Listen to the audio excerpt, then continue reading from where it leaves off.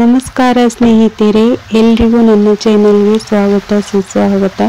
ಇವತ್ತು ನವರಾತ್ರಿಯ ಅಂಗವಾಗಿ ಕೇಳಲೇಬೇಕಾದ ಪಾರ್ವತಿಯ ಅಷ್ಟೋತ್ತರವನ್ನು ಕೇಳೋಣ ಬನ್ನಿ. ಓಂ ಪಾರ್ವತಿಯೈ ನಮಃ. ಓಂ ಶೈಲಪುತ್ರಿಯೈ ನಮಃ. ಓಂ ಬ್ರಹ್ಮಚಾರಿಣ್ಯೈ ನಮಃ. ಓಂ ಮಹಾದೈವೈ ನಮಃ. ಓಂ ಜಗನ್ಮಾತ್ರಯೇ ನಮಃ. ಓಂ ಸರಸ್ವತೇ ನಮಃ. ಓಂ ಚಂಡಿಕಾಯೇ ನಮಃ. ಓಂ ಲೋಕಜನನ್ಯೈ ನಮಃ. ಓಂ ಸರ್ವದೇವಾದಿದೇವತಾಯೇ ನಮಃ. ಓಂ ಗೌರಾಯ ನಮಃ. ಓಂ ಪರಮಾಯೈ ನಮಃ. ಓಂ ಈಶಾಯೈ ನಮಃ. ಓಂ ನಾಗೇಂದ್ರತನಯೈ ನಮಃ. ಓಂ ಸತ್ಯೈ ನಮಃ. ಓಂ ಶರವಣೈ ನಮಃ. ಓಂ ದೇವಮಾತ್ರೇ ನಮಃ. ಓಂ ತ್ರಿಲೋಚನೈ ನಮಃ. ಓಂ ಬ್ರಾಹ್ಮಣ್ಯೈ ನಮಃ. ಓಂ ವೈಷ್ಣವೈ ನಮಃ.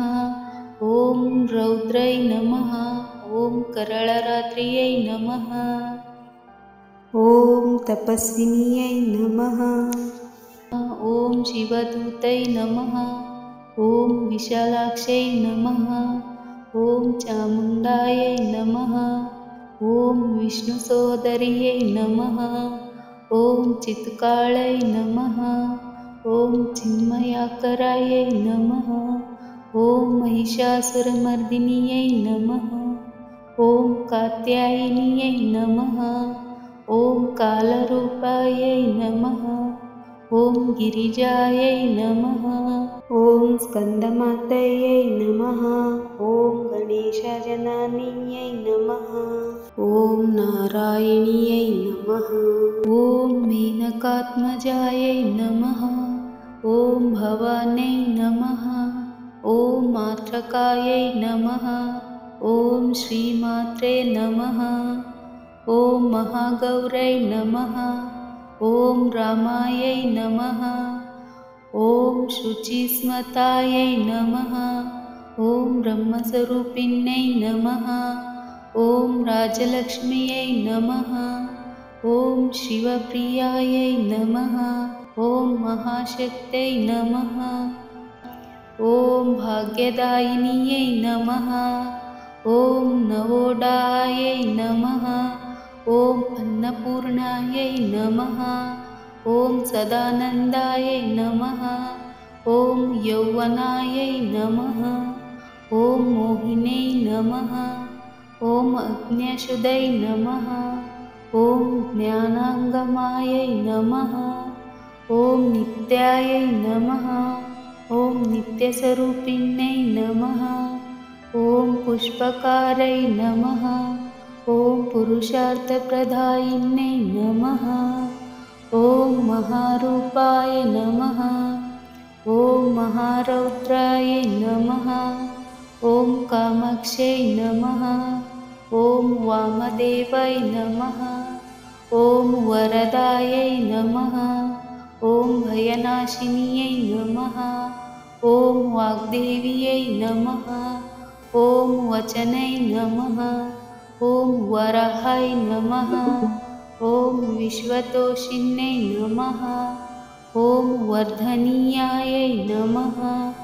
ಓಂ ವಿಶಾಲಾಕ್ಷಯೈ ನಮಃ. ಓಂ ಕುಲಸಂಪ್ರದಾಯಿನ್ಯೈ ನಮಃ. ಓಂ ಚಂದ್ರಘಂಟಾಯೈ ನಮಃ.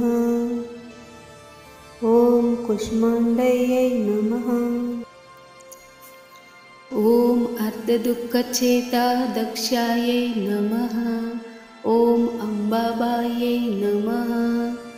ಓಂ ನಿಖಿಲಯೋಗಿನಿಯೈ ನಮಃ. ಓಂ ಕಮಲಾಯೈ ನಮಃ. ಓಂ ಕಮಲಾಕರೈ ನಮಃ. ಓಂ ರಕ್ತವರ್ಣಾಯೈ ನಮಃ. ಓಂ ಕಳಾನಿಧಿಯೈ ನಮಃ. ಓಂ ಮಧುಪ್ರಿಯಾಯೈ ನಮಃ. ಓಂ ಕಾಳಿಣ್ಯೈ ನಮಃ. ಓಂ ಕರುಣಾಯೈ ನಮಃ. ಓಂ ವೀರಪತ್ನ್ಯೈ ನಮಃ. ಓಂ ವಿರೂಪಾಕ್ಷೈ ನಮಃ. ಓಂ ವೀರಾದಿತಾಯೈ ನಮಃ. ಓಂ ಹೇಮಭಾಸಾಯೈ ನಮಃ. ॐ सृष्टिरूपायै नमः। ॐ सृष्टिसंहारिकारिण्यै नमः। ॐ राजनै नमः। ॐ यौवनाकारै नमः। ॐ परमेशप्रियायै नमः। ॐ परायै नमः। ॐ मोक्षपारण्यै नमः। ॐ धराधरभावै नमः। ॐ मुक्तायै नमः। ॐ वरमन्त्रायै नमः। ॐ करप्रदायै नमः। ॐ वाग्देव्यै नमः। ॐ देवायै नमः। ॐ क्लीं कारिण्यै नमः। ॐ संविद्धे नमः। ॐ ईश्वरायै नमः। ॐ ह्रींकारबीजै नमः। ॐ शाम्भव्यै नमः। ॐ प्रणवात्मिकायै नमः। ॐ श्रीमहागौरायै नमः। ॐ सिद्धदात्र्यै नमः। इति श्रीपार्वती अष्टोत्तरसम्पूर्णम्। ಪಾರ್ವತಿ ದೇವಿಯ ಅಷ್ಟೋತ್ತರ ಕೇಳುವುದರಿಂದ ಎಲ್ಲ ದುಃಖಗಳು ನಿವಾರಣೆಯಾಗಿ ದೇವಿಯ ಕೃಪೆಗೆ ನೀವು ಪಾತ್ರರಾಗುತ್ತೀರಿ.